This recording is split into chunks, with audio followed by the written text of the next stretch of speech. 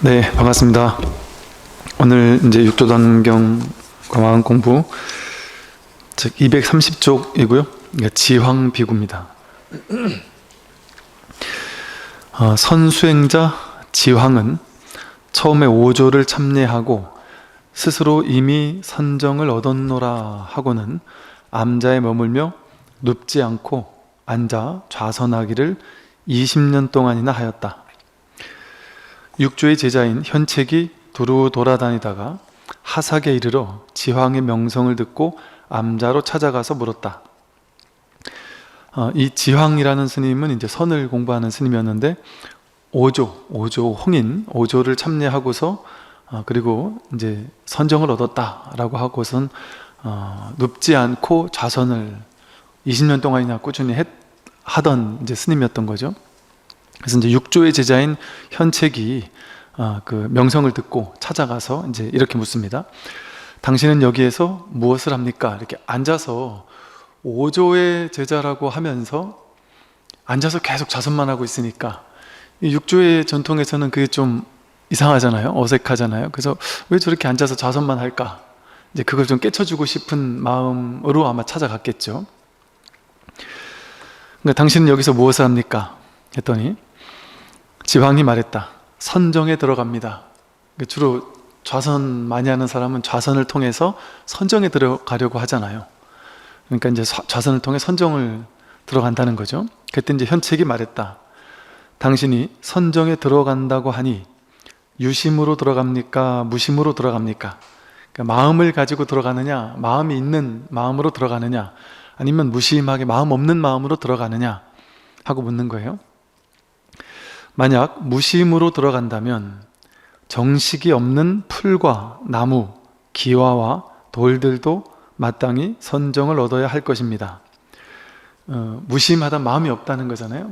마음이 없으면 이것도 마음이 없으니까 이런 것이나 정식이 없는 풀, 나무, 기와, 돌 그런 것들도 마음이 없이 선정에 들어간다면 얘네들도 그럼 지금 선정에 들어가고 있는 것이냐?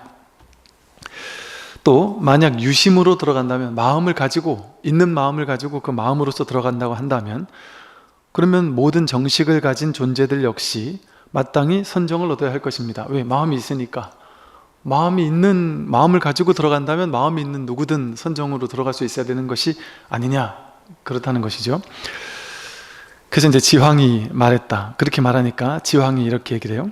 내가 선정에 들어갈 때는 유니무니하는 그런 마음이 있음을 보지 않습니다. 이렇게 얘기를 해요.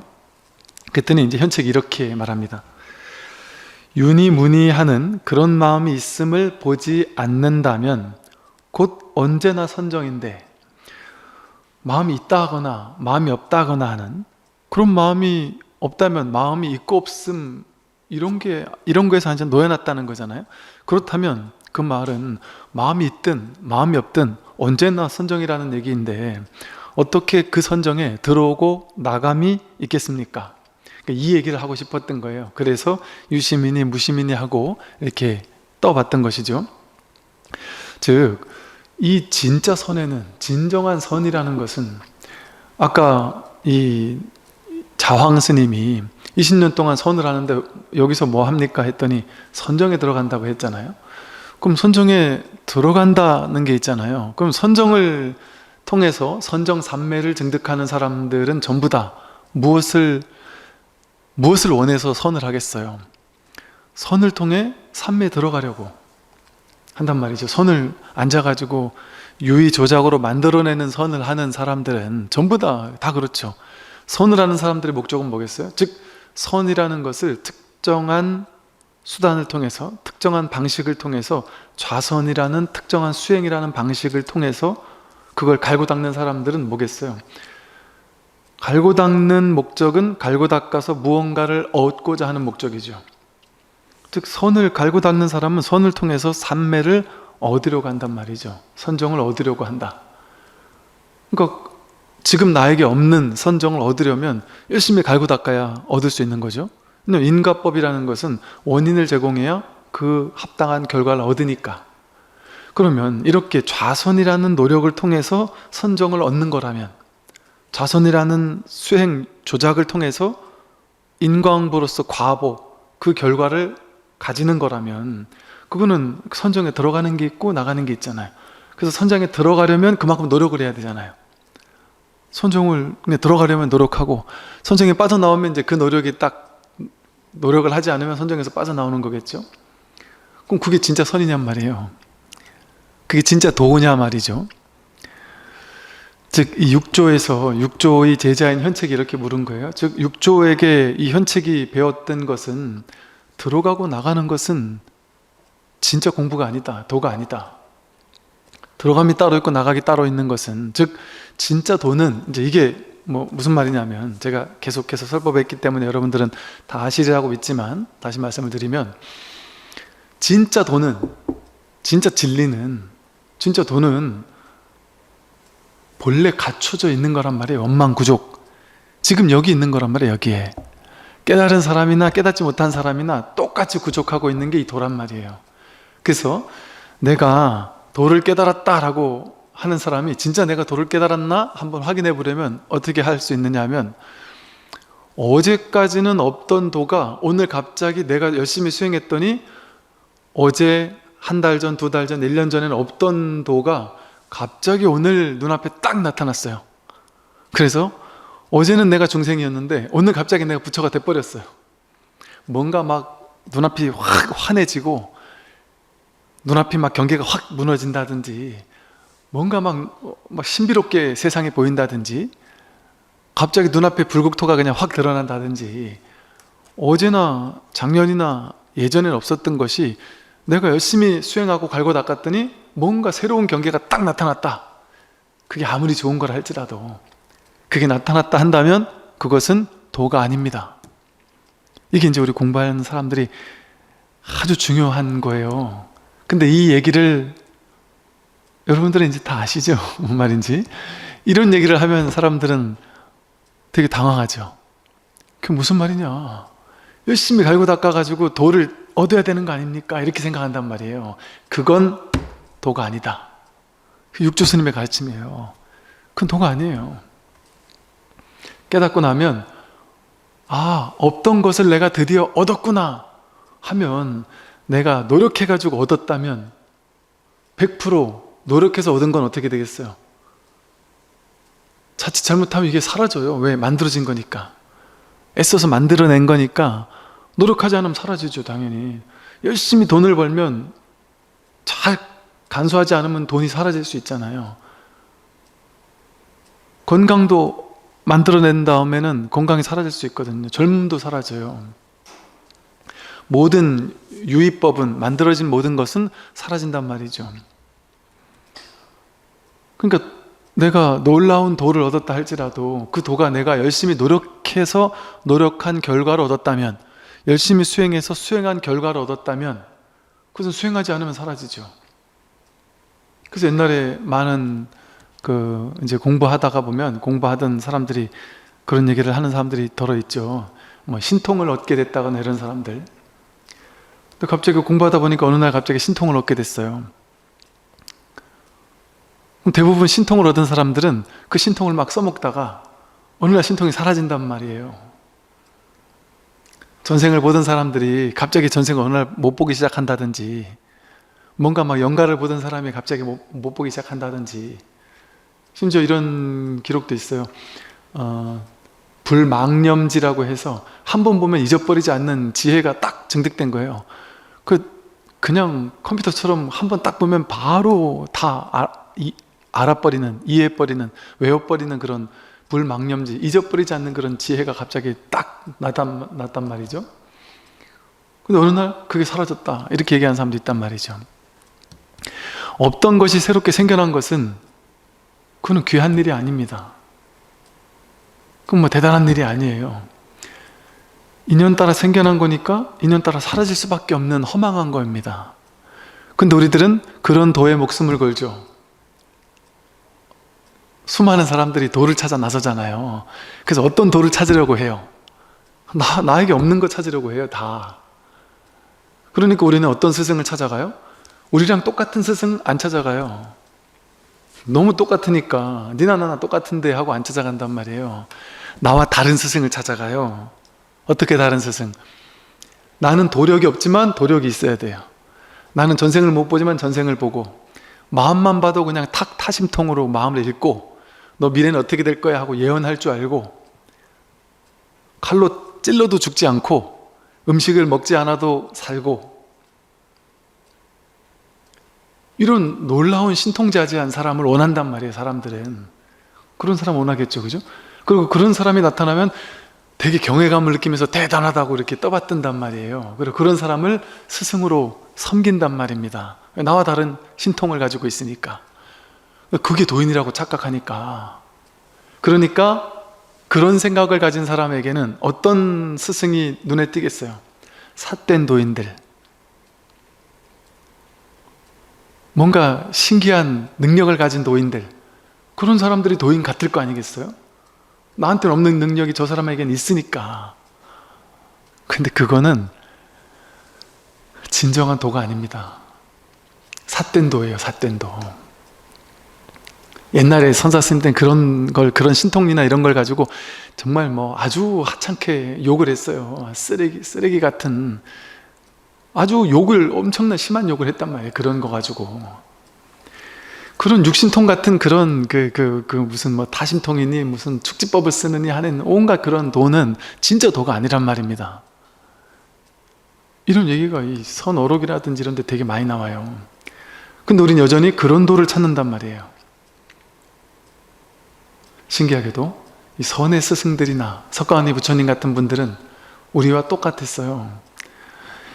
인간의 중생들의 요구가, 중생들이 부처님은 우리와 다를 거야, 우리에게 막 엄청난 가피를 내려주고 우리에게 엄청난 힘을 부여해주는 그런 힘을 지닌 존재일 거야 라는 기대, 인간들의 기대가 대승불교에서, 부파불교에서 하도 스님들이 자기네들끼리 앉아가지고 연구만 하던, 그래서 중생들을 돌보지 않는 불교가 돼버리니까 대승불교가 나오면서 중생들을 구제하겠다라고 하면서 동시에, 대승불교는 두 가지 측면이 동시에 있습니다. 중생을 구제해야 된다라는 측면, 또 하나는 부처님의 핵심 정신으로 돌아가야 된다는 측면. 그 부처님의 핵심 정신으로 돌아갈 때는 부처님의 법 그대로를 드러낸단 말이에요. 그런데 또 하나의 측면은 부처님이 하셨던 것처럼 중생, 아주 근기가 낮은 모든 중생들을 구제해야 된다라는 측면, 이 두 가지가 동시에 대승불교의 목적이었단 말이에요. 그러니까 대승불교는 약간 이 두 가지 측면을 동시에 지니고 있어요. 즉 부처님의 법을, 온전한 법을 그대로 살리는, 그러니까 반야경이든 화엄경, 법화경 같은 데 보면 상당히 수준 높은 가르침이 그대로 드러나 있어요. 상을 다 깨뜨려라 하는,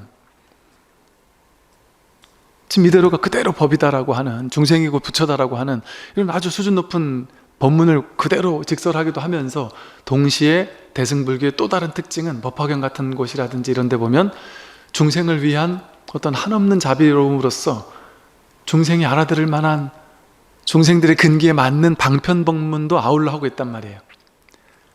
또 그 방편 때문에 나타난 어떤 것들이 있단 말이에요. 그게 뭐냐 하면 부처님에 대한 조금 어떤 신격화 내지는, 왜? 중생들은 부처님은 우리와 다를 거야, 부처님은 저 위에서 우리에게 막 가피도 내려주고 이럴 거야 라는 그런 걸 원하는 거예요. 그 당시 대중들은. 그러다 보니까 대승불교의 일각에서는 어쩔 수 없이 부처님은 가피를 내려주신다, 부처님은 무한한 권능을 가지고 우리에게 힘과 지혜를 주신다, 이런 식의 가피 사상 내지는 서방 정토 극락세계라든지 이런 식의 어떤 방편들도 함께, 이 두 가지의 방편들이 함께 들어가 있단 말이에요. 그러다 보니까 이제 우리 대승불교권 사람들이 헷갈리는 거예요. 부처님의 법을 보면 너무나도 수준 높은데 방편을 보면 아주 낮은 수준에서 얘기하고 있단 말이에요. 그러니까 부처님은 우리에게 막 무한한 가피를 내려주는 사람 같이 그렇게 느껴지기도 한단 말이에요. 한편으로는 부처님이 나에게 가피를 내려줄 것이 없어요. 내가 본래 부처라는 것을 깨닫는 게 이 공부이기 때문에. 가피를 내려준다는 건 말이 안 되잖아요. 기본적으로 가피 내려줄 부처가 따로 있고 가피 받을 내가 따로 있다는 거잖아요. 둘이잖아요. 그건 진짜가 아니거든요. 이 법으로서 보면 진짜 불이법이 아니거든요. 그러나 그런 측면을 동시에 갖추고 있단 말이에요. 그러니까 그런 것을 보면서 이것은 중생들의 요구에 따라서 방편으로 만들어진, 중생구제라는 방편으로 만들어진 방편이구나라는 걸 우리는 알 수 있어야 됩니다. 그래서 그런 것만 보고 거기에 속으면 안 된단 말이에요. 그거는 달을 가리키는 손가락과 같아서 잠깐 쓰고 버려야 될 거란 말이죠. 그래서 이 공부를 하는 우리들은요, 그런 어떤 막 가피를 내려주는 우리와 다른 놀라운 힘을 지닌 부처님, 막 모든 어떤 우리들과 다르게 막 모든 걸 다 알고 다 보고 다 알고 다 본다라는 건 뭔 말이냐 하면, 다 알고 다 본다는 말은요, 부처님은 다 아신다 이 말은 뭐냐면 분별의 지식을 다 안다는 얘기가 아니에요. 분별의 지식이 전부 다, 마음법이 전부 다 허망하다라는 사실을 분명히 안단 말이에요. 마음법이 전부 다 꿈이라는 사실을 안다는 얘기를 하는 거예요. 꿈속에 중생의 분별의 내용까지를 다 아는 게 아니란 말이에요. 제가 지난번 말씀드린 것처럼 그게 진짜라면 지금 하버드, 카이스트, 뭐 서울대 이런 데서 공부 잘하는 사람들, 막 고등학교 때 영재고 나온 사람들을 카이스트나 하버드대 같은 데서 막 교육을 시켜가지고 연구를 시켜가지고 석사, 박사 따게 만들어서 그들한테 막 대기업이라든지 나라 국책연구원 같은 데서 막 엄청난 연구를 시킬 필요가 뭐가 있어요? 부처님이 전지전능하다면 다 안다. 분별의 지식까지 다 안다면 선방에서 부처만 양성하면 되잖아요. 부처만 양성해서 연구원 딱 갖다 놓으면 연구원들이 박사들 모르는 거 부처님한테 물어만 보면 부처님이 그거 이러이러한 원리니까 이렇게 이런 게 답을 탁탁 내려줄 수 있잖아요. 그러면 부처님 지금 저 전기자동차를, 수소자동차를 만들어야 되겠는데 전기차가 충전 한번 하는데 몇 시간 걸리고 가득 차게 충전을 해도 한 400-500km 밖에 못 갑니다. 부처님 이거 막 한 10분 만에 충전하고 400-500km가 아니라 막 1000km, 2000km 가는 배터리 어떻게 하면 만들 수 있을까요? 그 부처님이 지식적으로도 다 아는 분이라면 그럼 부처님한테 물어보면 돼요. 그럼 부처님이 이렇게 연구해라. 그럼 부처님이 한 3000km 가는 배터리를 탁 만들어 주겠죠. 삼성, SK 이런데 바로 얘기해 주면은 끝나는 문제 아니겠어요? 부처님이 그런 거 할 수 있겠냔 말이에요. 석가모니 부처님이 지금 이 시대에 계신다. 그러면 삼성에 모시고 가가지고 물어보면 그거 답변해 줄 수 있겠느냔 말이에요. 못합니다.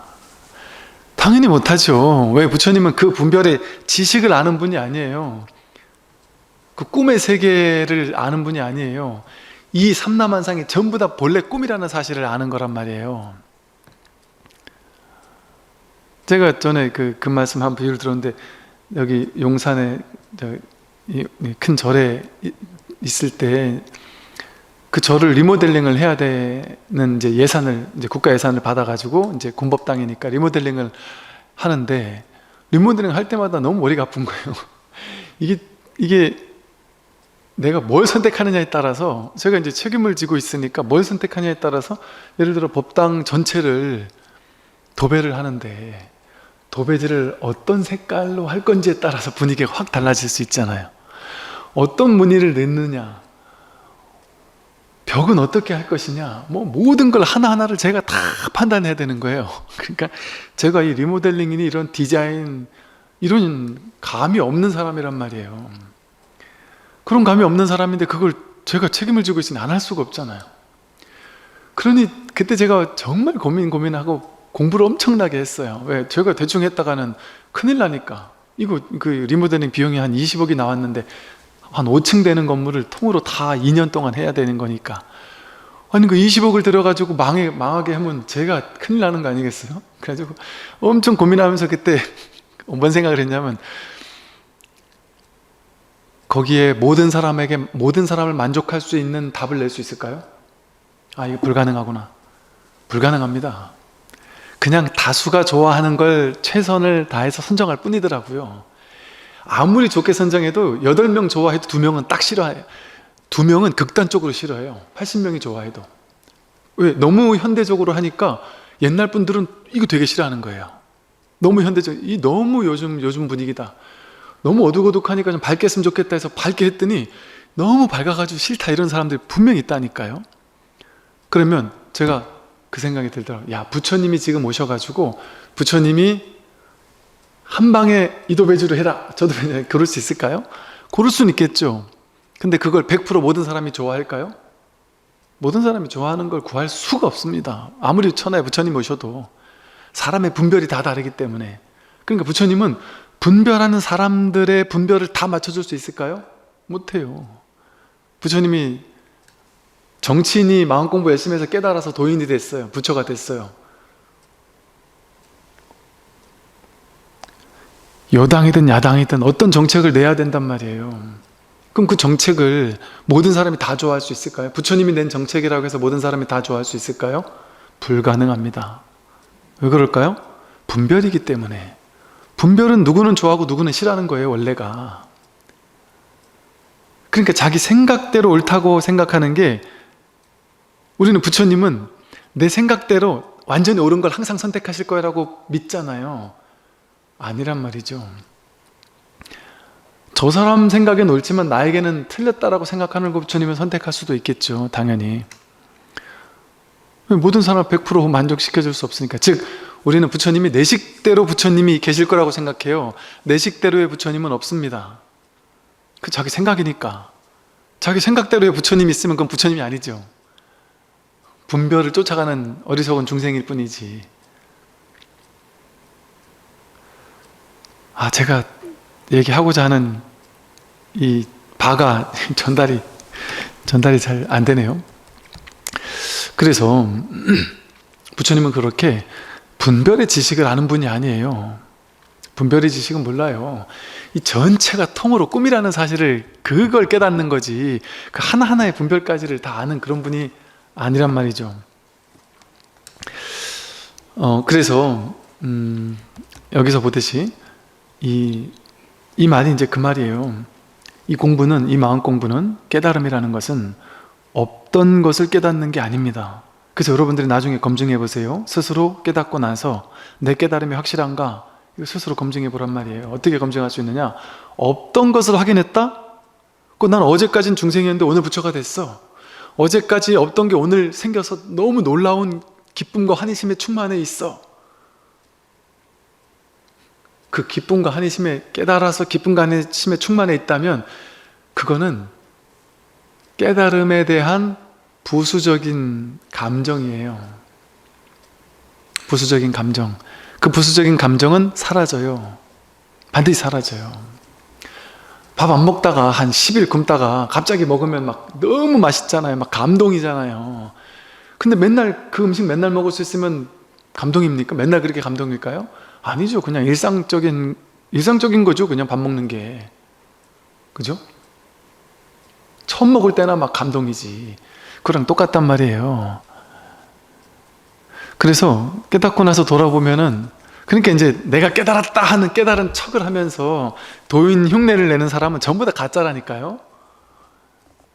나는 도인이야, 너희들은 아니지만 난 도인이야 라는 흉내 내는 사람은 다 가짜예요. 그럴 수가 없습니다. 가짜거나 본인이 알아도 사기치려고 하거나 이런 거겠죠. 근데 진짜를 안다면 그런 짓을 하겠어요? 왜 그럴까요? 이 법을 확인하면 내가 깨달았다 이렇게 되지 않는다니까요. 내가 사라지는 건데 어떻게 내가 깨달았다가 생겨요? 그리고 방편으로 말한다 할지라도 내가 깨달았다가 아니라, 하하, 내가 본래 깨달아 있었구나. 나만 깨달았으면 좋겠는데, 옛날 중생일 때는 나만 깨달았으면 좋겠다고 생각했는데 깨닫고 보니까 다 깨달았네. 그냥 다 부처란 말이에요. 다 부처란 말이에요.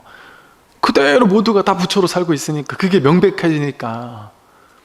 어제도 부처였고 10년 전에도 부처였고 20년 전에도 부처였단 말이에요. 그걸 다만 내가 생각으로 분별을 주인 삼아 왔다 보니까 아니라고 빠득빠득 우기며 살았던 것 뿐이에요. 지금 명백히 부처라니까요. 그게 확실해지는 거지 없던 부처가 새로 생겨나는 게 아니에요. 그러니까 이제 어떤 일이 생겨요? 내가 진리로 들어가고 나갈 수가 없어요. 언제나 진리였기 때문에. 그래서 이 선에서, 불교에서 말하는 진짜 선정은 뭐가 선정이에요? 선정이 들어갔다가 나갔다 하는 건 진짜 선정이 아니에요. 일행삼매 이런단 말이에요. 언제나 행할 때마다 무엇을 말할 때, 행동할 때, 길을 걸을 때 모두가 다 일행 하나로 행한단 말이에요. 모든 행위가 다 하나의 삼매가 된단 말이에요. 그게 일행삼매예요. 모든 것이 전부 다 삼매 아닌 것이 없는 게 그게 진짜 삼매예요. 번뇌가 일어나는 그대로 삼매란 말이에요. 이게 진짜 선이고 이게 진짜 삼매고 이게 진짜 도예요. 번뇌 있는 그 자리가 도란 말이에요. 번뇌를 없애려고 애쓰지 않아요. 이게 그냥 도라는 사실을 확연히 아니까 그냥 그대로 쓸 뿐이지. 하되 함이 없이 마음을 내고 쓰되 씀이 없이 쓸 뿐이지. 그러니까 부처님은 번뇌망상 일어나지 않는 사람? 아닙니다. 어떻게 일어나지 않는 사람이겠어요? 일어나는데 일어나는 이게 법인 줄 안단 말이에요. 번뇌가고 볼인 줄 아는 것이지. 그러니까 번뇌가 일어나도 크게 신경 쓰지 않는단 말이에요. 휘둘리지 않는단 말이에요. 끌려다니지 않는단 말이에요. 번뇌의 주인이 되어서 내가 그걸 필요에 따라서 쓸 뿐이지. 그게 진짜 공부예요. 그러니 좌선을 통해서 선정을 얻어야 된다라고 얘기하는 사람들은 좌선을 통해서 선정을 얻으면 그때 선정이 딱 생긴단 말이에요. 없던 선정이 생긴단 말이에요. 그러니까 너무 놀랍죠. 신기하죠. 그러니까 그런 사람들 대부분 어떻게 여기고 살아요? 야, 남들은 선정을 체험을 못했지만 나는 선정을 체험했어. 그래서 선정 체험한 사람들끼리만 말이 통해요. 왜? 본인들끼리만 그 선정을 갔다 왔으니까. 그러면서 본인들끼리만 이제 우월의식을 느껴요. 너도 갔다 왔구나. 나도 갔다 왔는데. 되게 기뻐하죠, 서로. 그 못 갔다 온 이 중생들, 이렇게 생각하면서 본인들은 스승이라고 생각하죠. 뭐 틀린 말은 아니죠. 아무것도 모르는 중생들에 비한다면, 아주 훌륭한, 그 체험도 못 해본 사람들에 비한다면 이제 야, 내가 이런 세계가 있구나라는 걸 깨달으니까 얼마나 놀라운 도예요. 그것도 아주 큰 공부죠. 그런데 그것을 완전한 깨달음이라고 얘기할 수는 없단 말이죠. 그 선정, 삼매 이런 거 가지고 깨달음과는 거리가 멀다. 그거는 왔다 가는 것이다. 그게 바로 석가모니 부처님께서 출가하자마자, 궁을 나오자마자 찾아갔었던 알라라 카라마 우타카 라마푸타를 찾아가서 배웠던 무소유처정, 비상, 비비상, 처정하는 그런 최고 단계의 선정이거든요. 그래서 이렇게 6조 단경에서는 계속해서 출입이 있다면 참된 선정은 아닙니다라고 얘기하잖아요. 언제나 선정인데 어떻게 들어가고 나옴이 있겠습니까? 만약 출입이 있다면 그것은 곧 참된 선정은 아닙니다. 들어오고 나가는 것이 있다면 그것은 곧 참된 선정이 아니다라고 얘기하고 있단 말이죠. 그래서 이런 게 진짜 공부예요. 생기고 사라지는 공부가 아니라. 그 다음을 보면요, 지황은 아무 대답도 못한 채 한참을 있다가 현책에게 물었다. 이 지황이, 이 현책이 이런 말을 하는 걸 듣고 보니까 아무 대답도 못한 채 한참을 있었어요. 내가 지금까지 알고 있던 그런 어떤 지식, 이런 것이 꽉 막혀버린 거예요. 이건 뭐지 싶은, 내가 지금까지 알고 있던, 내가 여태까지 추구하던 그런 공부와 전혀 다른 얘기를 하고 있는 거예요. 그러니까 이때 이 지황이 아무 대답도 못한 채 한참을 멍하니 있었어요. 이때 분별이 꽉 막히면서 이게 뭐지? 하는 마음이 들었단 말이에요. 그러니까 현책에게 물었어요. 스님은 누구를 스승으로 모셨습니까? 즉, 이 스님은 도대체 누구지? 이 스님은 도대체 어떤 공부를 하는 사람이지? 내가 전혀 한 번도 생각해보지 못하던 이런 이야기를 하는 것에 대해서 충격을 받은 거죠. 이 스님처럼, 이 지황 스님처럼 공부하는 사람들은요, 마음을 열고 공부해야 돼요. 이게 공부하는 사람들의 첫 번째 마음 자세예요. 이것만 돼 있으면 어떤 공부를 해도 자기 공부가 바르게 갈 수가 있습니다. 설사 내가 기복을 하든 뭐 연불에 묶여있든 독경에 묶여있든 좌선에 묶여있든 어떤 방편을 해도 좋습니다. 마음을 열고 공부할 수 있다면. 왜냐하면 마음을 열고 공부하면요, 마음을 열고 있으니까 이 방편에, 초등학생의 방편 수준에 막 매여 있다가도 마음을 열고 있으니까 이 공부 저 공부, 이 법문 저 법문을 자꾸 마음을 열고 듣게 돼요. 이것만 전부야, 이걸 통해 내가 열심히 갈고 닦은 부처가 될 수 있어. 거기에만 매여 있는 게 아니라 마음을 열고 이것저것 공부하게 된단 말이에요. 그러다 보면 이해 안 되는 게 이런 식으로 탁탁 나온단 말이죠. 그럴 때 꽉 막혀요. 이게 뭐지 하고 화두처럼 꽉 막혀요. 그럼 이게 도대체 뭘까? 이 스님이 얘기하고 있는 이건 도대체 내가 여태까지 한 번도 접해보지 못하던 불교인데 이게 뭐지 하고 충격을 받아요. 그런데 내가 기존에 하던 공부가 전부라고 느끼는 사람은 그런 얘기를 들으면 저 미친놈 쓸데없는 소리 하고 있네. 왜 내가 한 번도 생각해보지 못하던 얘기를 하고 내가 틀렸다고 생각하는 불교를 얘기하니까. 그러니까 보세요. 좌선에서 깨달아야 된다는 생각을 꽉 쥐고 살았는데 마조에게 남학회양이 찾아가서 좌선하는 마조에게 옆에 기왓장을 갈면서 시끄럽게 하니까 왜 그러냐? 기왓장을 가라 거울 만들라고 한다. 기왓장을 간다 거울 되겠습니까? 했더니 남학회양이 마조 도일에게 너는 앉아있는다고 부처되냐? 앉아있는다고 부처되는 거 아니다 라고 한마디 했단 말이에요. 그럴 때 일반 사람들은 어떻겠어요? 앉아있어야 부처되지, 좌선을 해야 부처되지, 수행을 통해 부처되는 거지, 이렇게 배웠단 말이에요. 절대 그거 포기 못하겠죠. 보통 일반적으로 수행을 통해 부처가 되지 이렇게 굳게 믿고 있던 사람은 수행한다고 부처되냐 이런 얘기를 하면 미친놈이라고 몰아붙이겠죠. 마음이 닫혀 있으니까.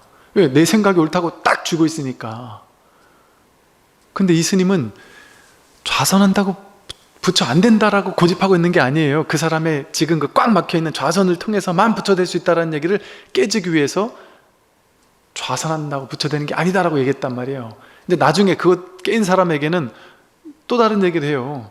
좌선에서 수행해서 부처가 안 되는 것은 아니나 거기에 묶여 있으면 안 된다, 오염되면 안 된다, 이런 식의 얘기를 또 나중에는 한단 말이에요. 방편으로.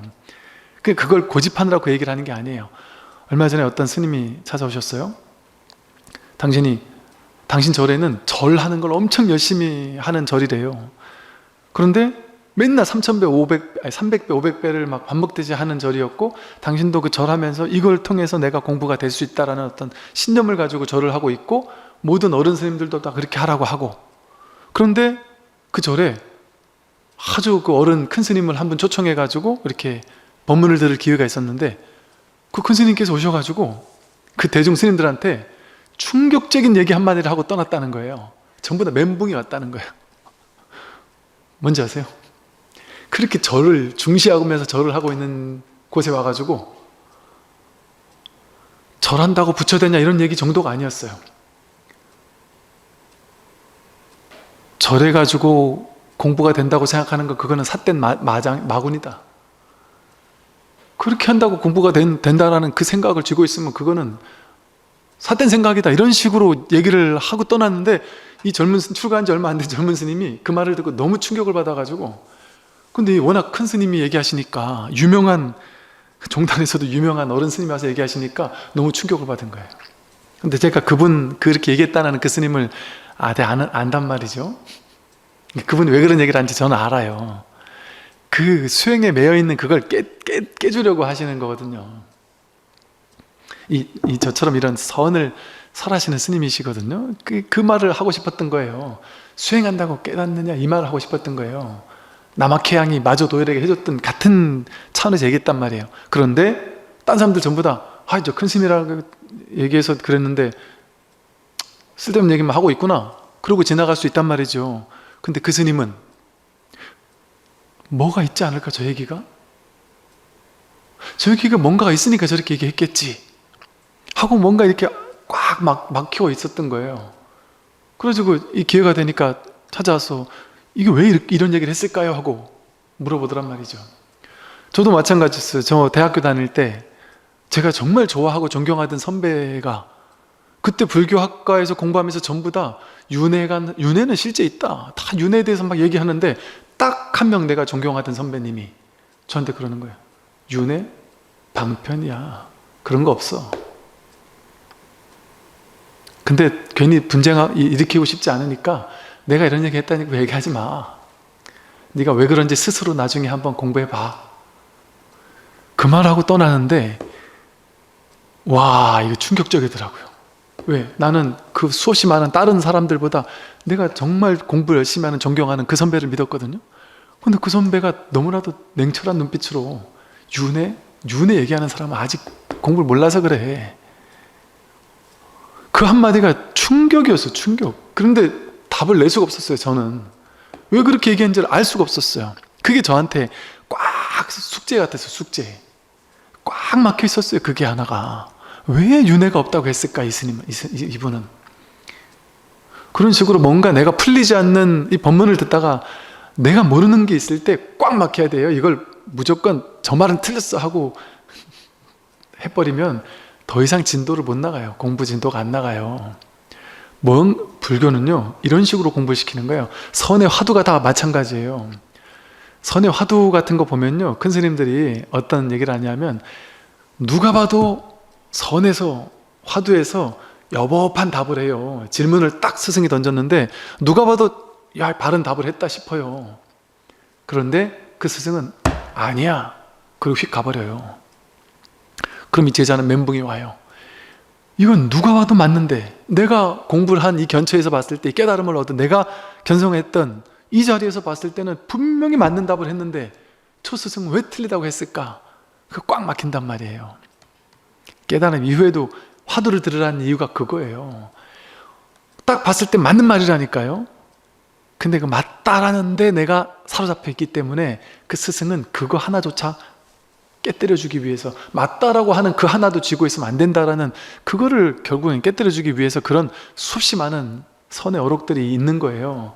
근데 많은 스님들이 그렇게 꽉 막혀서 도저히, 많은 어른 스님이라고 해도 이 감히 이렇게 만지지 못하는 몇몇 화두들이 있다 그래요, 옛날부터. 근데 그런 화두들의 특징이 그런 거예요. 이건 분명히 맞는데 틀리다고 하니까. 근데 그 이유가 있단 말이에요. 옳다 그러다 해서 옳다를 쥐고 있다면 그거는 옳은 것을 쥐고 있는 거예요. 참된 중도가 아니란 말이죠.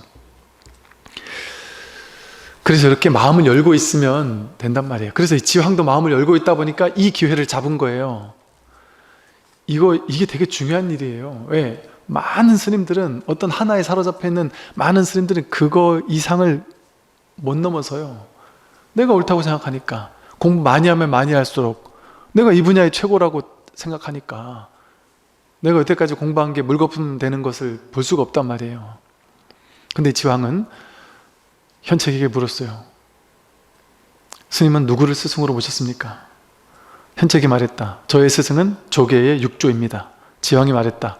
육조께서는, 이게 지황은 너무 궁금한 거예요. 이걸 내가 확인하고 싶은 거예요. 이게 도대체 뭔 얘기인가를. 그러니까 육조께서는 무엇을 선정이라고 하십니까? 내가 알고 있던 선정과 너무 다르니까. 20년을 선정에 들어갔다 나오는 걸 닦은 사람인데, 그래서 선정이 유지되는 걸 연습한 사람인데 20년 만에 충격을 받은 거예요. 무엇을 선정이라고 하십니까? 현책이 말했다. 저희 스승께서 말씀하시길, 묘하고 맑고, 묘하다 이건 생각으로 할 수 없다는 거예요. 맑고 때묻지 않았다는 거예요.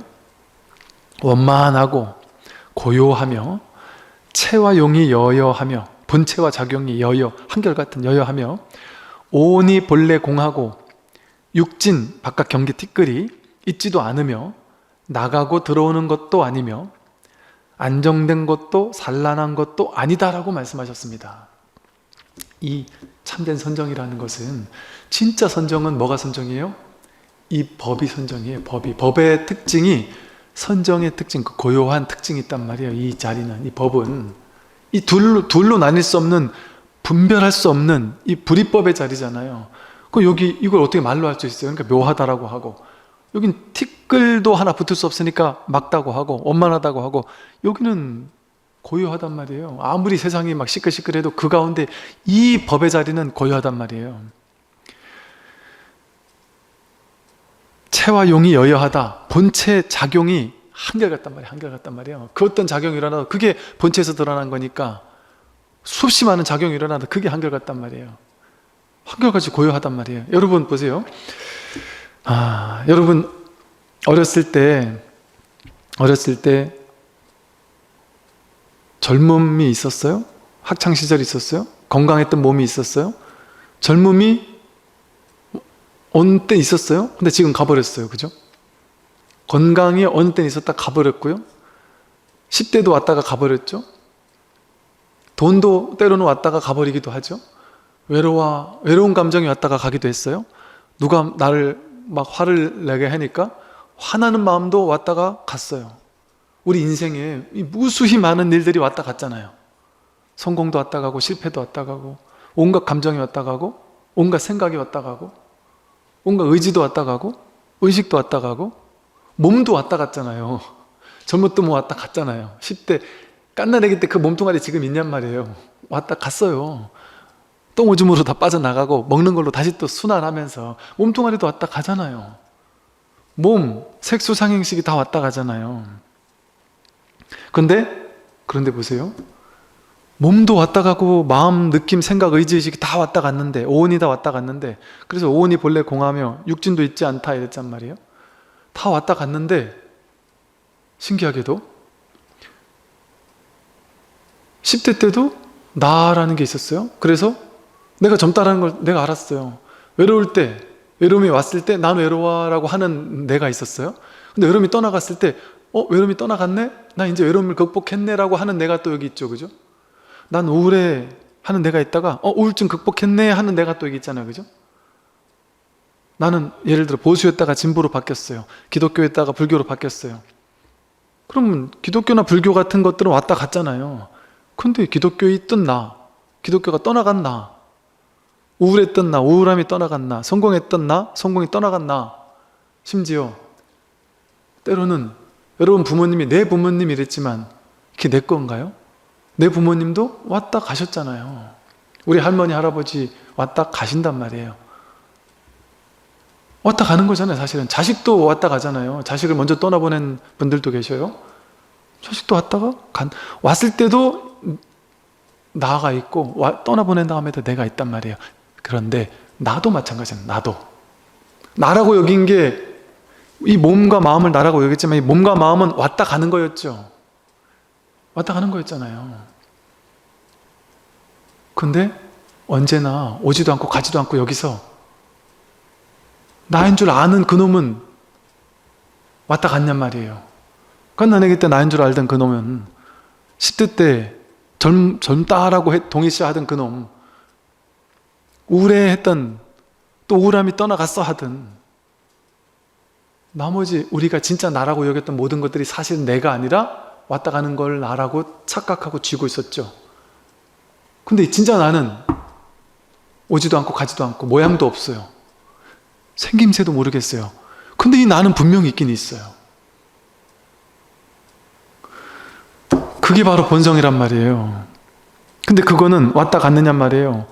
묘하고 맑고 원만하고 고요하고 체와 영이 여여해요. 여기서 작용이 나온단 말이에요. 내가 소리를 냈다가 소리를 안 내기도 했다가 화를 냈다가 따뜻한 말도 했다가 온갖 작용을 다 일으킨단 말이에요. 근데 화를 버럭 내고 나서 속으로는 나는 나쁜 놈이야, 화를 잘 내는 놈이야 이렇게 동일시하고, 화를 안 내고 착할 때는 또 착한 일을 한 다음에 나는 착한 사람이야 이랬잖아요. 우리가 그렇게 동일시하고 산단 말이에요. 근데 실제 그런 일이 없죠.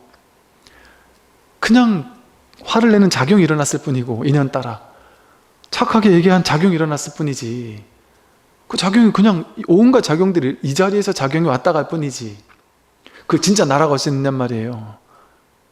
진짜 날아갈 수 없어요. 체와 영이 여여해서 본래 이 본체 자리에서는 하나도 변한 게 없어요. 그냥 왔다 갈 뿐이지 모든 것이. 오온도 공해요. 그러니까 몸, 느낌, 의지, 의식, 생각 다 공하단 말이에요. 육진이 있지도 않으면 바깥 경계, 이 바깥 경계가 실제 있습니까? 바깥 경계가 왔다 갔잖아요. 여러분 몸만 왔다 간 게 아니라 바깥 경계가 왔다 갔잖아요. 여러분 10년 전에 여러분이 알던 그 세상 지금도 있습니까? 왔다 갔죠. 내 자식, 남편, 아내, 무슨 내가 돈이 많고 적은 거 다 경계잖아요. 댓글 경계잖아요. 그거 왔다 가잖아요. 소리라는 경계, 누가 나한테 욕을 빡 했을 때 화가 났다가 그 욕이라는 소리, 그 육진 경계잖아요. 색성향 미촉법, 색과 빛깔, 소리, 냄새, 맛, 감촉, 생각의 대상, 그 육진 경계가 허망하게 왔다 간단 말이에요. 그게 왔대 온 줄 알고 갈 때 간 줄 아는 이놈이 진짜 나지 바깥 경계가 나겠습니까? 그 육진 경계가 있지도 않으며 있다고 우리가 착각한 거지. 실제 그 바깥 육진 경계가 있습니까? 바깥 육진 경계가 실제로 내가 있다고 여기는 그런 방식대로 진짜 있냔 말이에요. 나는 나의 틀, 나의 관념을 가지고 나의 상을 가지고 세상은 연등은 빨간색이고 밑에는 초록색이야 라고 나는 그렇게 보잖아요. 자외선이나 적외선밖에 못 보는 곤충이나 뱀 같은 존재는, 파충류들은 저걸 파란색으로 못 보고 빨간색으로 못 봐요. 약간 희뿌연 흑백 같은 이런 느낌으로 보지. 그럼 우리가 이걸 고집할 수 있습니까? 내가 보이는 게 이게 맞지. 그거는 인간이라는 필터를 내가 고집하는 거잖아요. 가시광선만 진짜예요? 적외선, 자외선은 가짜예요 그러면? 그건 인간의 눈이 그것밖에 못 보니까 그렇게 생각하는 거죠. 내가 보는 방식대로 그게 진짜 있다라고 확신할 수 있습니까? 불교에서는 그런 말을 하죠. 여기 천상세계도 같이 있다. 근데 파장이 다를 뿐이다. 우리는 이 가시광선의 파장을 보니까 이 중생세간을 보고 있지만 천상세계 신들은 여기서 천상세계 신계를 살고 있을 수 있단 말이죠. 예를 든다면 귀신을 뭐 누가 본다 못 본다 한다면 귀신들 자기네들끼리는 보겠죠. 파장이 다르니까. 근데 우리는 파장이 다르니까 못 본단 말이에요. 여기 여러분, 여기에 우리는 눈이 가시광선밖에 못 보니까 못 보지만 여기에 지금 KBS, SBS, MBC, 라디오 방송 주파수, TV 주파수가 다 떠다니고 있을 거 아니겠어요? 스마트폰으로 딱 주파수를 맞추면 탁 나오잖아요. 없다고 못 하잖아요. 분명 있는데.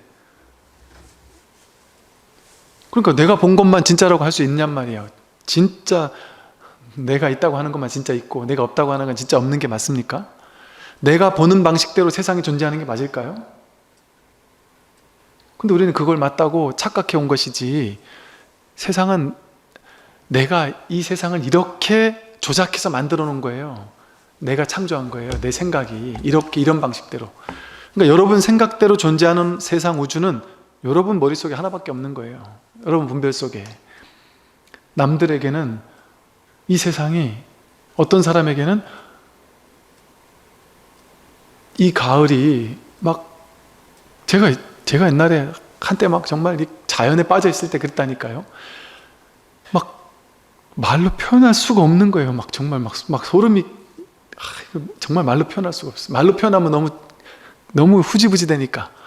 이 자연의 아름다움을 제가 이 두 눈에 담고 있는 것이 놀라운 감동이었고요. 정말 제가 어떤 느낌이었냐면, 저는 그 자연 속에 이렇게 있을 때 이걸 말로 할 수도 없고, 말로 해봐야 사람들이 알지도 못하고, 막 혼자 약간 이런 느낌 비슷했어요.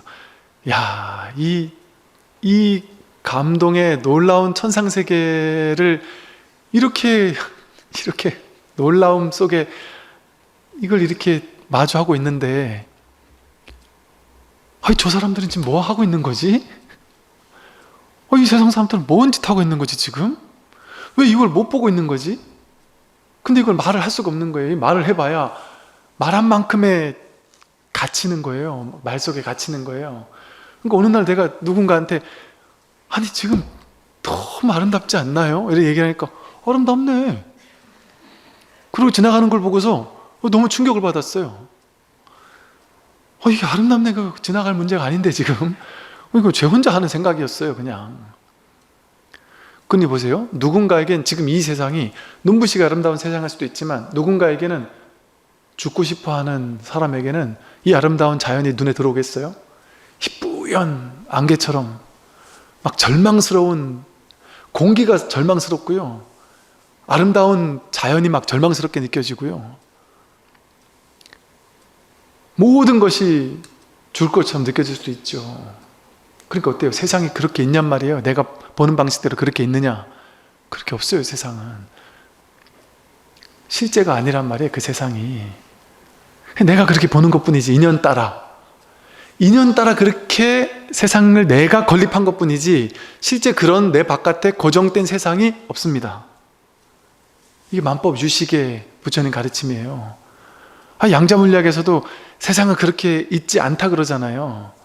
사람이 그렇게 볼 때 그런 입자가 형성돼서 그렇게 있는 것처럼 나에게 그렇게 착각될 뿐이다라는 거예요.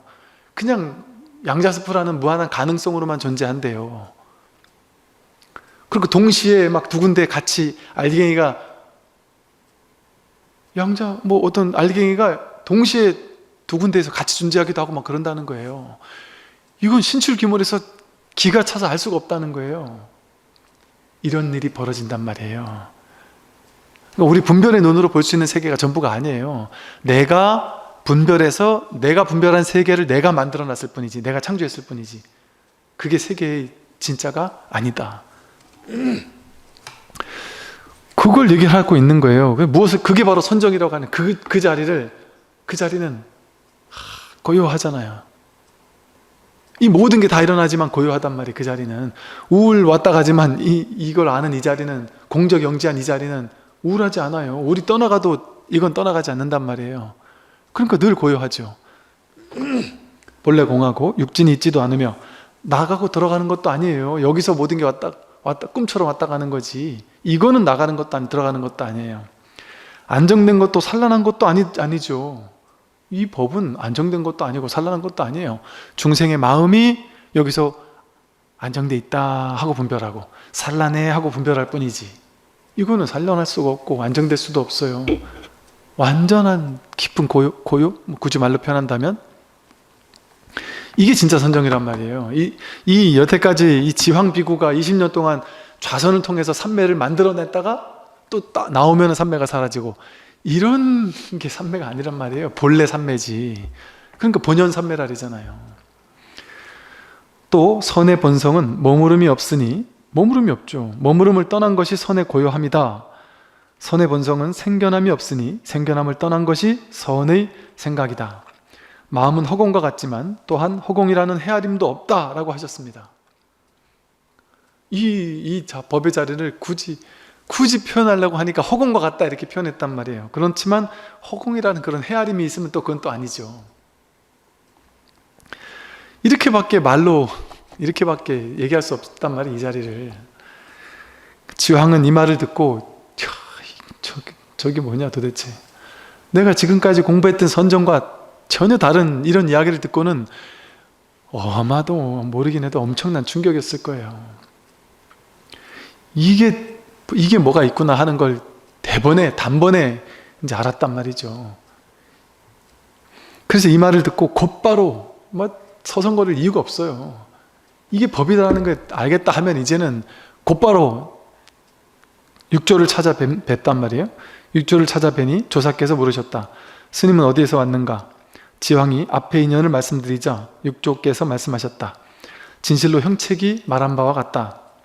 마음을 허공과 같이 하되 공하다는 견해에 집착하지 않으면 응하고 작용함에 걸림이 없다.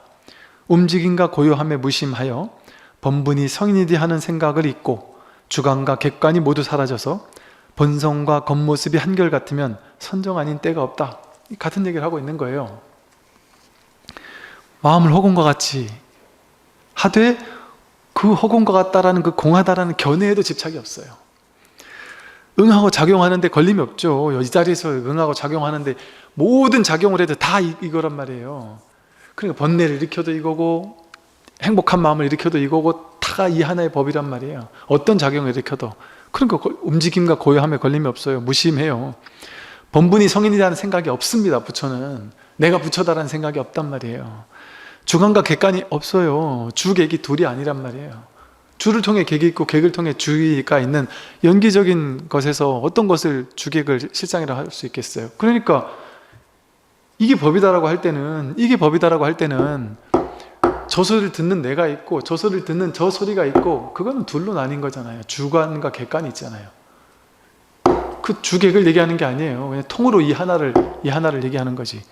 통으로 이 하나를 그냥 딱 드러내 보이는 거지. 주관과 객관이 모두 사라져서 본성과 겉모습이 한결같으면 선정 아닌 때가 없다. 선정 아닌 때가 없는 게 진짜 선정이에요. 이에 지황이 크게 깨달았어요. 크게 깨달았으니 20년 동안 얻은 마음의 흔적조차 없이 사라져버렸다. 그날 밤 이 마음을 깨달았다 이러는 게 아니에요. 마음이 사라져버린단 말이에요. 이걸 이제 달마는 무심이라 했단 말이에요. 무심. 마음이라고 할 만한 것조차 없어지는 게 그게 진짜 마음. 그걸 보고 마음이라고 했던 거예요. 그날 밤 하북 지방의 사람들은 지왕선사가 오늘 도를 얻었다라는 소리가 허공에 울리는 것을 들었다. 그 뒤 지왕은 조사께 하직 인사를 올리고 하북으로 돌아가 사부 대중을 교화하였다. 라고 이렇게 얘기했어요. 그 다음에 이제 한 스님이 육조대사께 여쭈었다. 황매의 종지를 어떤 사람이 얻었습니까? 황매의 종지는 오조 스님을 얘기하죠. 오조의 종지를 어떤 사람이 얻었습니까? 육조께서 말씀하셨다. 불법을 아는 사람이 얻었다 이랬어요. 불법을 아는 사람이 얻었다 이렇게 얘기를 했어요. 그때 그 스님이 물었다. 스님은 육조 스님한테 이 스님이 물어본 거예요. 스님은 도를 얻으셨습니까? 하고 물었어요. 그 육조가 뭐라고 말했을까요? 나는 얻지 못하였다. 그 대답했어요. 스님이 물었어요. 어찌하여 스님께서 깜짝 놀랐겠죠. 나는 도를 못 얻었다니까. 스님이 도를 얻어가지고 육조가 된 건데 도를 얻지 못했다고 하니까 기가 막히겠죠. 그래서 스님이 물었어요. 어찌하여 스님께서는 도를 얻지 못하셨습니까? 육조께서 말씀하셨다. 나는 불법을 알지 못하기 때문이다. 그랬어요. 이걸 들으면 사람들은 어떻게 해석하겠어요? 육조 본인이 고백했네. 본인은 나는 도를 못 얻었다고 그랬네. 불법을 얻지 못했다고 본인 스스로 자기가 자백했네 이런단 말이에요. 요즘에 저 이상한 사람들이 성철 스님이 이미 본인이 죽을 때 실토했다. 지옥과 내가 둘이 아니고 어쩌고 했다는 얘기를 가지고 이게 기가 막힌 선의 종지인지 모르고 성철 스님도 결국엔 지옥 갔다. 이런 식으로 막 왜곡을 하는 것처럼 이런 거 보면 왜곡하지 않겠어요? 육조 스님을 따르는 종파라고 하지만 육조 스님은 고백했다. 자기는 도가 없다고 고백했다. 이런 식으로 외도들은 이런 거 보면 막 신나하지 않겠어요? 모르니까. 이 낙처가 뭔지 모르니까. 이게 진짜 도인의 안목이라니까요. 왜 그런지 보세요. 황매의 종지를 어떤 사람이 얻었습니까? 불법을 중생의 분별로 생각하면 어떤 사람이 얻고 얻지 못하는 게 있다고 느끼잖아요. 중생들은. 그러니까 중생의 분별에 따라서 얻고 못 얻는 게 있으면 어떤 사람이 얻겠어요? 불법을 아는 사람이 얻겠죠. 그러니까 중생들의 분별로 보면 그죠? 불법 아는 사람이 얻겠죠. 아는 사람이 얻는 게 맞잖아요. 그죠? 중생의 분별로는. 그런데 육조 스님은 도를 얻으셨습니까? 난 얻지 못했다. 왜? 육조 스님은 도를 얻은 적이 없어요. 도는 얻는 게 아니에요. 얻는 게 있으면 잃는 게 있을 거 아니에요. 도는 얻거나 잃는 게 아니에요. 한 번도 얻은 적이 없어요. 여러분이 진짜 도를 얻을 때는 도를 얻었다고 말로 방편으로 표현하지만 도를 얻는 일이 일어나는 게 아닙니다. 본래 도였구나. 도는 내가 얻을 수도 없고 놓칠 수도 없구나라는 사실을 자각하는 거예요. 그러니까 진짜 도를 얻으면 도를 얻는 게 없어요. 도를 얻을 수 없구나, 이럴 수도 없구나라는 걸 깨닫는 게 진짜 도를 얻는 거예요. 그러니 육조 스님은 나는 도를 얻지 못했다고 진실을 얘기한 거예요. 어찌 스님은 도를 얻지 못했습니까? 나는 불법을 알지 못하기 때문이다. 불법을 알 수 있을까요? 불법을 안다면 아는 내가 있고 아는 불법이 둘로 나뉘어져 있어야 돼요. 그래서 내가 불법을 알아야 돼요. 몰랐다가 알아야 돼요. 이 불이법을 어떻게 몰랐다가 아는 일이 일어날 수가 있겠어요. 그래서 이 법은 알고 모르는 데 있지 않다. 여러분이 만약에 안다고 하면 그건 법이 아니에요.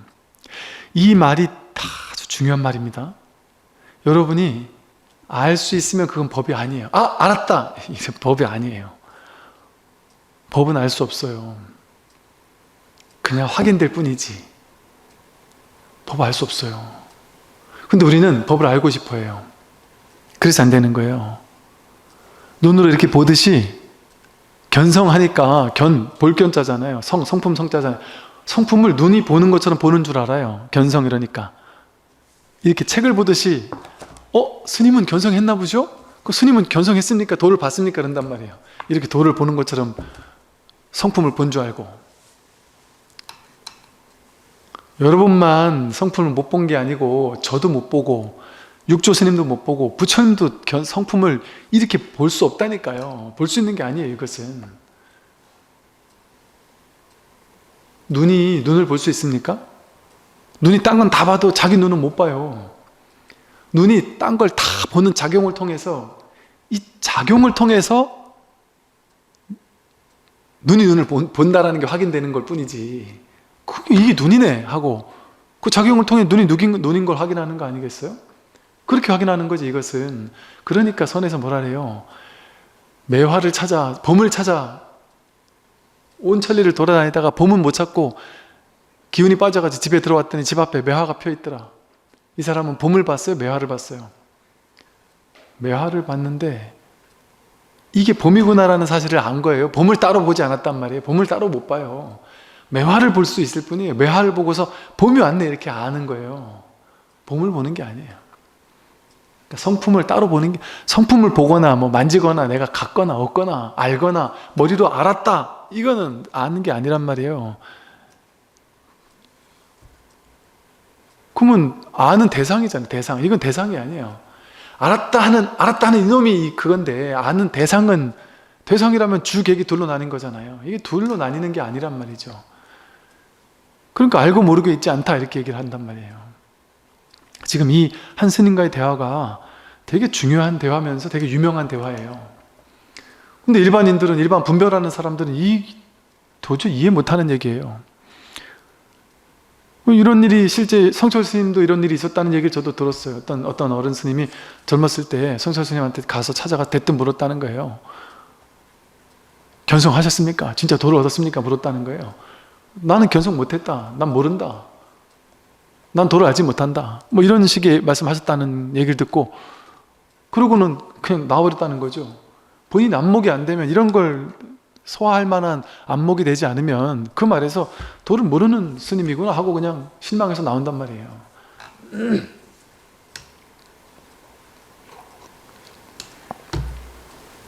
다음은 방변비구입니다.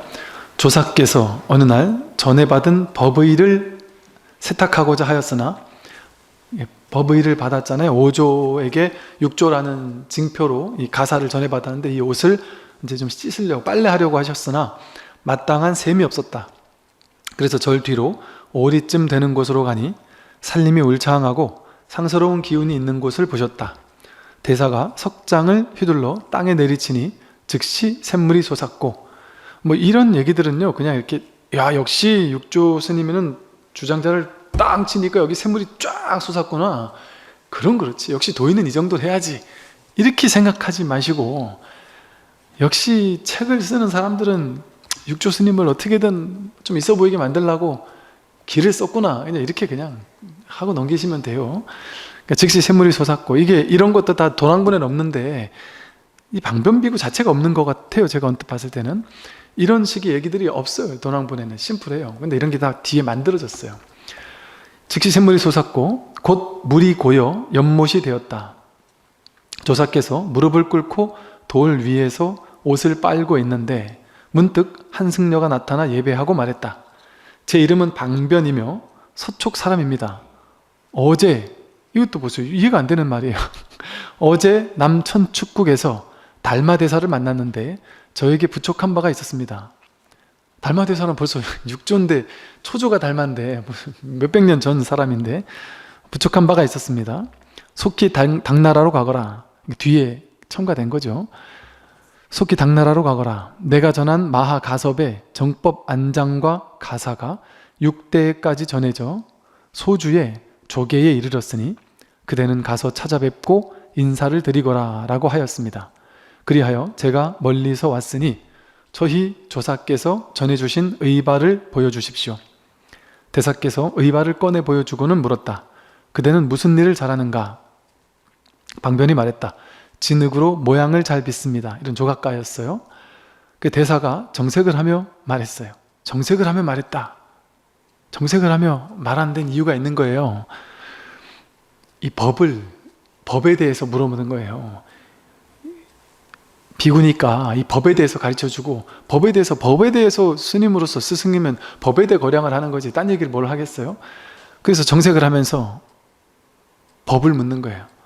나의 모습을 한번 빚어봐라. 나의 모습을 빚어볼 수 있겠느냐? 나라는 것은 어디에 있느냐? 진정한 나의 모습이 어디에 있느냐? 이걸 물은 거예요. 진정한 나는 어디에 있느냐? 나의 모습은 어디에 있느냐? 네가 그렇게 잘 빚는다고 하는데 나를 어떻게 빚을 수 있겠느냐? 하고 물어보는 거예요. 그 말은 곧 스승이라는 게 뭐가 스승이냐? 스승의 진정한 본체가 뭐냐? 실상이 뭐냐? 허상, 모양, 빚을 수 있는 모양의 허상 말고 실상을, 그걸 묻는 거예요. 네가 빚는다고 하면 빚는 이놈은 누구냐? 이 본질을 묻는 것이죠. 그런데 방변은 이 육조 스님 당신을 빚어보라는 얘기인 줄 알고, 조각으로 빚으란 얘기인 줄 알고, 방변은 어쩔 줄 몰라 하며 며칠 동안 흙으로 육조 대사의 모습을 만들었어요. 흙으로 가지고 막 육조 스님의 이제 조사 모습을 흙으로 막 빚어냈어요. 그래서 높이가 7촌 정도가 되었고 그 묘한 솜씨가 몹시 뛰어났다. 만든 것을 대사께 보여드리니 대사가 웃으면서 말씀하셨어요. 그럼 그렇지, 너가 말 따라가는 녀석이구나.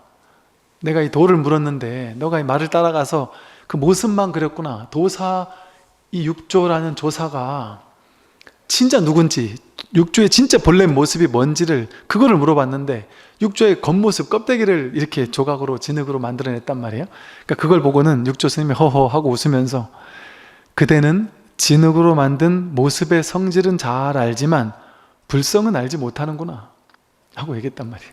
그 진흙의 성질을 가지고 진흙으로는 만들었지만 이거 그냥 이 진흙 하나를, 그냥 이 법 하나를 보여주면 끝나는 건데 그 모양을 쫓아가가지고 말을 쫓아가서 이걸 억지로 힘들게 이렇게 막 이 스님이 내 모습 뭔가 후대에 남기려고 내 모습을 조각하라고 상을 깨는 그런 스승이 그런 얘기를 했겠어요? 그러니까 허허 웃으면서 불성을 알지 못하는구나, 내 말뜻을 전혀 눈치 못 챘구나 하고 말한단 말이에요. 그 대사께서 방변의 이마를 어루만지며 말씀하셨다. 병을, 닌 아직 멀었구나 하면서 이제 축원해 주는 거예요. 열심히 공부해라 하고, 그래 열심히 해라 하고, 그래서 그대는 영원토록 인천의 복전이 되거라. 사랑과 하늘 세계의 복전이 되도록 해라. 복도 짓고 열심히 공부해라 하고 그냥 이렇게 막 이렇게 축원해 주는, 그렇게 했단 말이죠. 다음에 이제 와륜선사 편입니다. 어떤 스님이 와륜선사의 개송을 말했다. 와륜에게는 솜씨가 있어서 능히 온갖 생각을 잘 끊고 경계를 대함에 마음이 일어나지 않으니 깨달음이 나날이 자라는구나.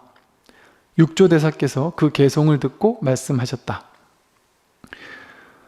와륜에게는, 와륜 스님이라는 분은 솜씨가 좋아가지고 온갖 생각을 잘 끊어버린다.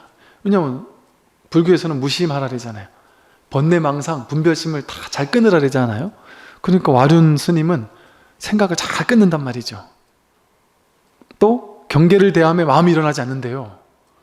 경계가 찾아왔는데 마음이 일어나지 않아요. 누가 때려도 아프지도 않은가 보죠? 욕해도 화도 안 나고, 맛있는 게 있어도 막 크게 마음이 안 일어나고, 경계에 끄달리지 않는다는 거죠. 그러니 깨달음이 나날이 자라는구나 하고 어떤 스님이 이렇게 개송을 읊었어요. 이걸 보니까 일반 중생들이 보기는 어때요? 야, 와륜 스님은 역시 우리와 다르구나. 우리 중생들과는 차원이 다른 큰 스님이시구나. 나는 분별을 끊지 못하고 생각을 끊지 못하는데 이 스님은 생각을 잘 끊는구나. 나는 경계가 일어나면 경계에 막 끄달려 가는데 와륜 스님은 경계에 끌려가지 않고 경계를 대해도 마음이 일어나지 않으시는구나. 대단한 큰 스님이다. 이렇게 생각할 거 아니겠어요? 그런데 놀랍게도 육조 스님은 뭐라 그러시냐면 이 개송은 아직 마음을 밝히지 못했다. 만약 그런 것에 의지해서 수행한다면 번뇌만 더할 것이다. 그랬어요. 번뇌만 더할 것이다. 당연히 번뇌만 더하죠. 여러분, 생각을 끊으려고 애써보세요. 경계에 휘둘리지 말라리잖아요. 경계에 끄달려가지 말라리잖아요. 불교에서. 그 말을 듣고 경계에 끄달려가지 않으려는 노력을 해보세요. 그래서 그 노력에 아주 기가 막히게 성공한 사람도 있을 수 있겠죠? 그럼 그 사람을 큰 스님이라고 할 수 있을까요? 대단한 도인이라고 할 수 있을까요? 아닙니다. 그럴 수가 없습니다. 불가능한 얘기예요. 불가능한 얘기 아니겠어요? 아니, 경계에 대함의 마음이 일어나지 않는다. 바보죠, 그러면은. 얘나 똑같은 거 아니에요? 경계가 일어나는데 마음이 일어나지 않으면? 누가 나 한 대 때렸는데 화나는 마음이 일어나지 않아요. 그 말이 되겠습니까? 경계를 대하는데 마음이 일어나지 않으면 마음을 쓸 줄도 모른다면 부처님이 그런 사람이겠어요? 그 여러분이 분별이 없으면, 진짜 생각이 일어나지 않고 분별이 없으면 법문 듣고 집에 가야 되는데 집이 어딘지 몰라요. 분별을 못하니까, 생각을 못하니까. 내가 이 집이 우리 집인가 저 집이 우리 집인가 생각이 딱 끊어졌으니까. 그럴 거 아니겠어요? 그런 거를 도라고 하겠냔 말이에요. 근데 그걸 도라고 생각해서 명상하는 사람들이 다 뭐 해요? 생각 끊으려고 노력하잖아요. 앉아가지고 생각 관찰하면서 생각 일어나면 그 생각을 딱 없애버리고, 또 생각이 자꾸 일어나면 나는 수행이 안 돼, 나는 공부가 안 돼, 난 이 모양 이 꼴이야, 나 같은 사람은 수행에 자질이 없는 사람인가 봐. 그래서 절망만 하고 일어나요. 좌절만 하고 일어나요. 그 100점 100패죠 뭐. 그걸 수행이라고 여기는 사람에게는. 다행스럽게도 그게 명상이 아니에요. 그거 안 돼요. 그거는 그것에 의지해서 수행하는 것은 번뇌만 더할 뿐이다. 번뇌만 더해요. 확실해요. 저 해봐서 알아요. 번뇌만 더해요. 여기 답 안 나오는구나. 여러분 뭐 안 해보셨어요? 해보니까 답 안 나와요. 이거 생각 끊어 없애겠다, 죽을 때까지 해보세요. 인류 역사 속에 단 한 명이라도 생각 끊어 없애가지고 진짜 완벽하게 깨닫고 이런 사람이 있느냔 말이에요. 이 생각 끊어 없애는 거 아닙니다. 육조 스님의 개송을 한번 보세요. 그리고는 한 개송을 보이셨다. 와류는 솜씨가 좋다 그랬잖아요. 근데 육조 스님은 이러셨어요. 이게 되게 유명한 개송이에요.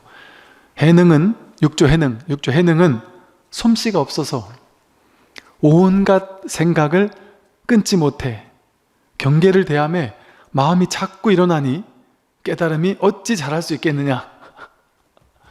이게 도인이에요. 이게 여러분, 이게 도인입니다. 이거 인정할 수 있으시겠어요? 이거를 볼 수 있는 안목이 있어야 우리가 바른 공부를 할 수 있어요. 삿된 스승을 쫓아가지 않고 바른 스승을 만날 수 있어요.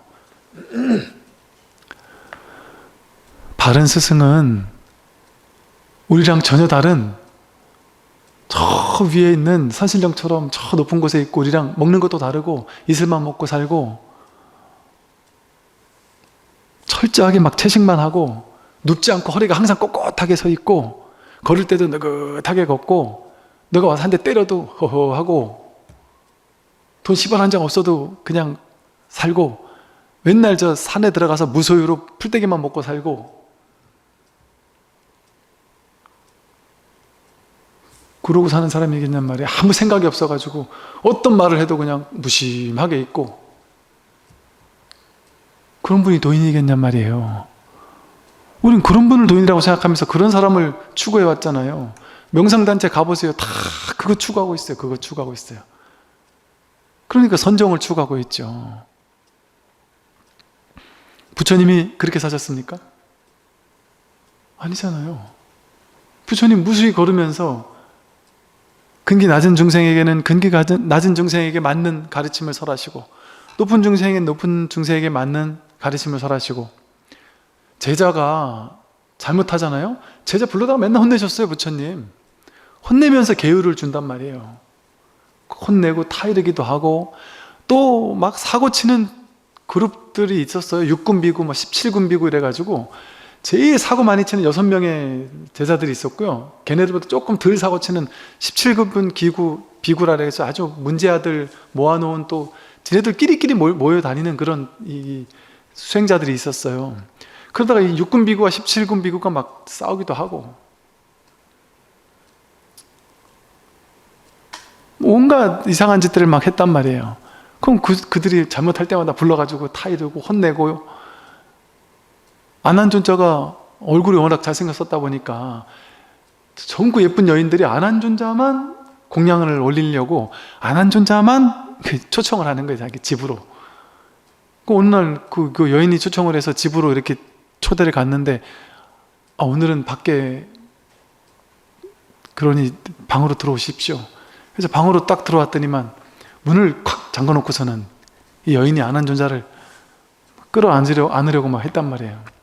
그 부처님이 그걸 보고서 밖에서 문을 뻥 차고 들어가가지고 귀를 잡고서 끌고 왔단 말이에요. 그리고 이제 계율을 내린단 말이에요. 스님들은 여인 집에 단둘이 앉아서 그러고 있지 말고, 또 법문을 하더라도 너무 오랫동안 밤늦게까지 앉아 하지 말고, 이런 식의 계율을 설하셨단 말이에요. 부처님 다 했어요. 살불과 목건년이 먼저 열반에 들었을 때, 너무나도 외롭구나. 이 상수제자 둘이 나보다 먼저 떠나다니, 이렇게 많은 제자들이 있지만 이 승가가 텅 빈 것 같구나, 이런 얘기를 했다 그러잖아요. 그런데 더 신기한 것은 이렇게 외로운데 외로움이 없구나, 텅 빈 것 같은데 텅 빈 것이 하나도 없구나, 이렇게 아함경 니까에 나와요. 그게 바로 마음은 일어나는데 그 마음에 걸리지 않는 거예요. 머무는 법 없이 마음을 내는 거예요. 마음은 일어나지만 거기 과도하게 사로잡혀 집착하지 않는 거예요. 그거를 실제라고 믿으면서, 그걸 나라고 믿으면서 그 생각에 끌려다니지 않는 거예요. 노예처럼 휘둘리지 않는 것 뿐이에요. 그 마음이 아예 일어나지 않는 게 아니라 마음은 다 일어나요. 그 마음을 이제 개의치 않는 거예요. 쉽게 말해 볼 뿐이죠. 그냥 거기 끌려다니지 않는, 그게 주인이에요. 그러니까 마음을 다 쓴단 말이에요. 필요할 때 필요한 마음 다 쓴단 말이에요. 혼날 때 혼내고, 좋을 때 좋아하고, 할 거 다 한단 말이에요.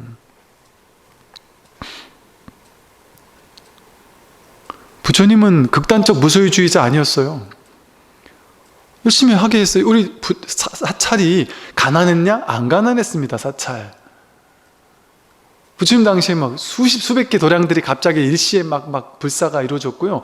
왕들이 엄청난 보시를 했어요.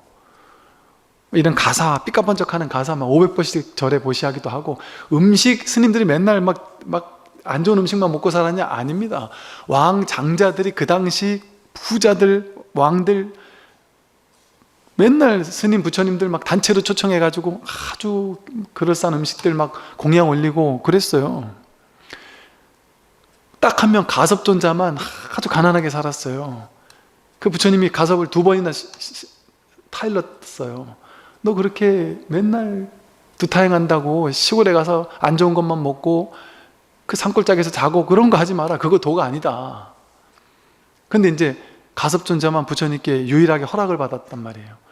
나중에 또 후세 제자들 가운데 나처럼 이렇게 없이 사는 것, 그 두타행을 하는 것, 이것을 좋아하는 제자들이 있을 때 거기에 과도하게 집착하지 않는다면 이것도 나쁘지 않지 않겠습니까? 저는 절대 수행자는 이렇게 살아야 된다는 집착이 없습니다. 이게 그냥 내가 편해서 이렇게 합니다. 그러니까 그렇다면 내가 너에겐 허락하겠다 했단 말이에요. 그런데 대받았다가 반역을 일으키면서 부처님은 저렇게 좋은 절에서 신임들 막 시봉 받아가면서 맛있는 음식 먹으면서 좋은 옷 입으면서 수행자가 저렇게 살면 안 된다 하면서 부처님을 막 욕하면서 제자들한테 막 제자들을 선동해가지고 부처님은 타락했다. 옛날 부처님 아니다. 옛날에는 없을 때 초기에 부처님은 가난했잖아. 없었단 말이에요. 나중에는 절을 막 세우고 했단 말이에요. 그러니까 부처님은 지금 타락했다고 막 대받았다가 부처님을 욕하면서 절은 저러면 안 된다. 절은 가난해야 되고 돈이 없어야 되고 옷도 좋은 거 입으면 안 된다. 더러운 옷만 입어야 된다. 음식도 좋은 음식 먹으면 안 된다. 아주 그 남들이 먹다 막 썩은 더러운 음식 먹어야 된다. 그리고 스님이라면은 저런 좋은 절에서 살면 안 된다. 부처님처럼 그냥 산골짜기, 그때 당시는 뭐 숲과 숲에 뭐 산소와 산소 사이 뭐 이런 데, 무덤과 무덤 사이 이런 데서만 자야 된다. 이렇게 강화된 5가지 계율을 가지고 제자들을 막 그냥 선동했어요. 그때 부처님께서 중도 법문을 하시면서 저것은 중도가 아니고 저것은 도가 아니다, 법이 아니다, 극단이다, 이렇게 설하셨단 말이에요. 어떤 하나에 치우쳐서 이 생각만 절대적으로 옳다거나 그게 절대적으로 옳은 것이 아니에요. 선에서도 선사스님들이 그러잖아요. 내가 이게 바른 법이 있다면 하룻밤에 황금 만냥을 소화해도 아무 문제될 게 없다. 왜? 다 꿈이란 말이에요. 꿈이라고 볼 수 있는 바른 안목이 있다면 물질이 있나 없나 그 상관이 없단 말이에요. 상관없어요, 여러분. 열심히 살다 보면 저절로 부자가 되기도 하고 저절로 가난해지기도 해요. 여러분 가만히 생각해 보세요. 부자 되거나 가난해지는 게 여러분 의지에 달렸던가요? 달렸다고 내가 그렇게 생각하지만 죽도록 노력해도 부자 안 되는 사람이 태반이잖아요. 그렇잖아요. 건강하고 싶어 죽겠는데 아프고 싶어 죽겠는 사람이 어디 있겠어요? 건강하고 싶죠. 근데 아픈 거죠. 내 의지가 아니에요. 인연 따라 부자도 되고 가난해지기도 하고 아파지기도 하고 하는 거지. 인연에 달린 일이에요. 내가 할 수 있는 일이 아니에요, 사실은. 그럼 우리가 내가 할 수 있다라고 한 생각을 믿기 시작하면 괴로워요. 왜? 난 이렇게 될 수 있어, 난 성공할 수 있어 라고 집착하니까, 그 생각을 믿으니까. 그러니까 내가 원하는 대로 안 되면 괴로워하는 거예요. 괴로울 게 없는데 사실 내가 그 생각을 믿었기 때문에 괴로운 건데. 이처럼 도라는 것은 어떤 특정한 생활 방식에 있는 게 아니에요. 생각을 하나도 일으키지 않아야만 도다? 아니란 말이죠. 경계를 대며 마음이 일어나지 않아야만 도다? 아니란 말이죠. 육조가 진짜 도예요. 육조는 솜씨가 없어서 분별을 쓸 수 있는 솜씨가 없어요. 그 인연 따라 오면 오는 대로 쓴단 말이에요. 온갖 능히 생각을 끊지 못해서 경계를 대하며 마음이 자꾸 일어나요. 깨달음이 어떻게 잘할 수 있으랴? 깨달음이 잘할 수 없어요. 깨달음은 잘하는 게 아니에요. 본래 완성되어 있는데 어떻게 잘할 수가 있어요? 그냥 늘 원망구족인데, 10원 한 장 없을 때도 원망구족이고 억만 양을 가지고 있을 때도 원망구족이란 말이에요. 늘어나는 게 없고 줄어드는 게 없어요. 그런 추구할 것도 없지만 있다고 해서 막 소스라치게 놀랄 것도 없는 게 법이에요. 유마경에서 일반 제가자들은 하늘에서 꽃비가 내리는데 막 꽃들이 옷에 막 붙는데 제가자들은 아무 상관없이 막 즐겁게 놀아요. 근데 가섭존자는 수행자에겐 이런 꽃 같은 거 막 붙으면 안 된다고 막 떼고 있어요. 그거 혼난단 말이에요, 유마거사한테. 수행자라는 상이 있어가지고 수행자는 이런 거 묻으면 안 된다. 제가자 묻어도 되지만 수행자는 이런 거 묻으면 안 된다. 수행자는 이런 거 하면 안 된다. 그것도 상이라고 하면서 혼난단 말이에요.